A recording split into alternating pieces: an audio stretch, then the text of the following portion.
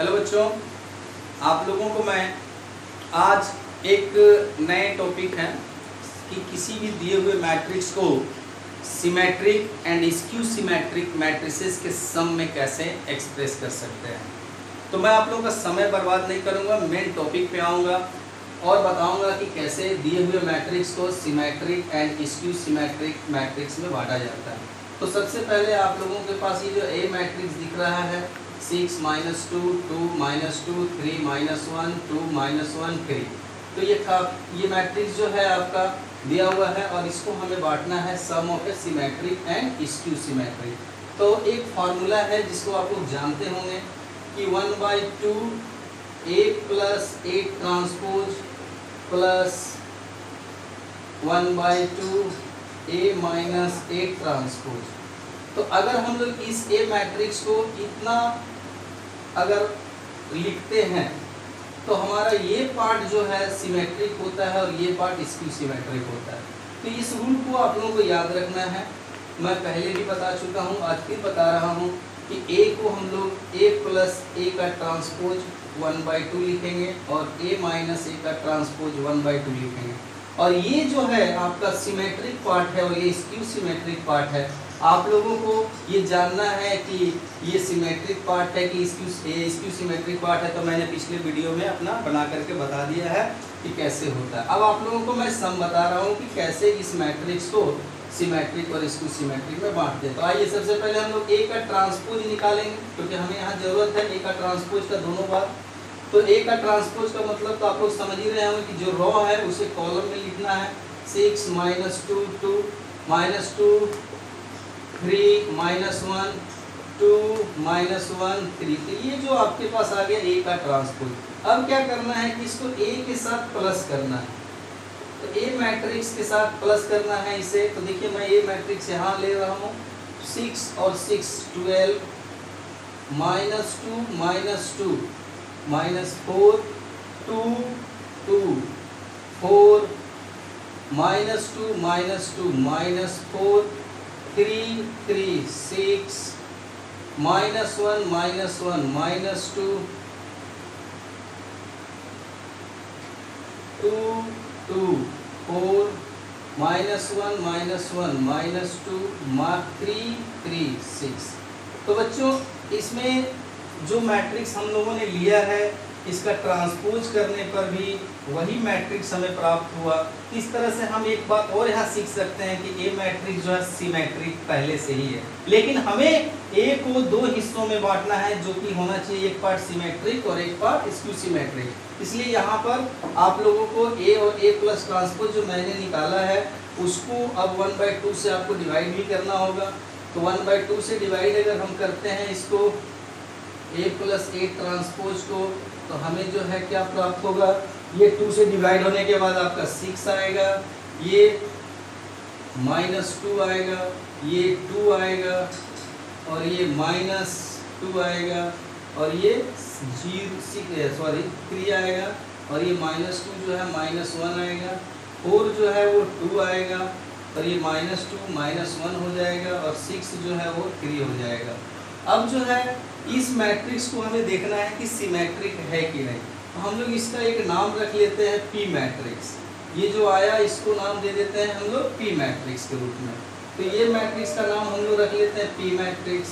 6 -2 2 -2 3 -1 2 -1 3। तो बच्चों ये P मैट्रिक्स मैंने इसका नाम दे दिया। अब इसका हम लोग ट्रांसपोज करेंगे और देखेंगे कि क्या आता है। तो 6 -2 2 6 -2 2 -2 3 -1 2 -1 3। तो देखिए 6 -2 2 को मैंने कॉलम में लिखा, फिर सेकंड रो को मैंने सेकंड कॉलम में लिखा, थर्ड रो को मैंने थर्ड कॉलम में उतार दिया। अब यहाँ पर ये जो है पहले वाले की तरह ही है, सेम टू सेम। इसलिए हम कह सकते हैं कि P का जो ट्रांसपोज है वो P के बराबर है, यानी कि हमारा P जो है P इज सिमेट्रिक। अब आप लोगों को ये तो समझ में आया कि P सिमेट्रिक है, यानी कि ये वाला हिस्सा सिमेट्रिक है, P इज सिमेट्रिक हो गया। अब हम लोगों को इसका सेकेंड पार्ट जो है A माइनस A ट्रांसपोज निकालना है।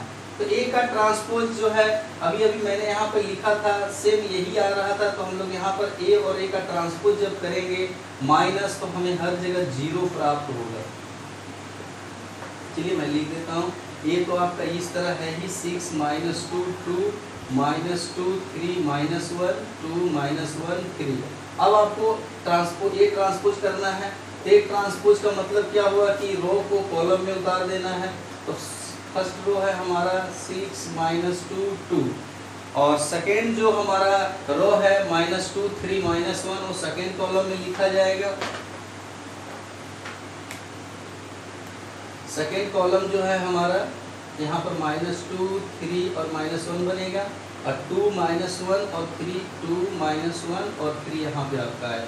अब आप लोग क्या देख रहे हो कि इससे जब इसको माइनस किया जाएगा तो ये सब 0 होंगे, 0 0 0 0 0 0 और 0 0 0। तो बच्चों यहाँ पर जो आप लोगों ने देखा कि जो सेकेंड पार्ट था उसमें सारा एलिमेंट 0 आ गया, तो हो सकता है थोड़ा आप लोगों को समझ में ना आए, लेकिन आपको करना क्या है कि जो भी मैट्रिक्स दिया रहे उसको आप लोग काटो, इसको दूसरा क्वेश्चन लेना है। तो ये 0 0 0 आ गया। अब हम लोग इसको 1/2 से माइनस कर वो डिवाइड करेंगे। तो 1/2 से जब हम लोग इसको डिवाइड करेंगे तो इसका वैल्यू बदलने वाला नहीं है, वो 0 0 0 ही रह जाएगा सारा एलिमेंट। अब ये अगर माइनस भी कॉमन कर लें तो भी कोई फर्क नहीं पड़ता। इसको हम लोग एक नाम पहले दे देते हैं, सॉरी पहले इतना को एक नाम दे देते हैं Q। और हम लोग Q का ट्रांसपोज अगर करते हैं तो सारा एलिमेंट फिर से उसी तरह 0 0 0 ही प्राप्त होगा, चाहे जिस तरह भी घुमा के हम लोग लिखें इसको। अगर हम लोग इस मैट्रिक्स से माइनस भी कॉमन करें तो कोई फर्क नहीं पड़ने वाला है, वो 0 0 ही इसी तरह रहेगा। आप लोग को पता ही होगा ना कि स्क्यू सिमेट्रिक का मतलब क्या होता है। आप लोग को नहीं मालूम है तो मेरा पिछला वीडियो आप लोग जरूर देखें, तब अच्छी तरह समझ में आएगा। और अब Q का ट्रांसपोज करने से जो है हमें माइनस, और ये पूरा का पूरा वैल्यू को मैंने Q कहा था, तो -Q और Q का ट्रांसपोज सेम हो रहा है। इस तरह से हम कह सकते हैं कि हमारा ये जो मैट्रिक्स है, या फिर हम लोग बोले तो Q हमारा स्क्यू सिमेट्रिक मैट्रिक्स हो जाता है। तो Q is skew symmetric matrix. अब जैसा कि आपने देख लिया कि एक पार्ट जो था हमारा 1/2 A प्लस A ट्रांसपोज जो था वो हमारा सिमेट्रिक आया था, और अभी हमारा 1/2 A माइनस A ट्रांसपोज जो है स्क्यू सिमेट्रिक आया है। तो हम लोग अब क्या करेंगे कि A को 2 हिस्सों में लिखना है, एक भाग होना चाहिए इतना और एक भाग होना चाहिए इतना। तो हम लोग A को अब लिखना चाहेंगे, यहाँ तक आप लोग समझ ही गए।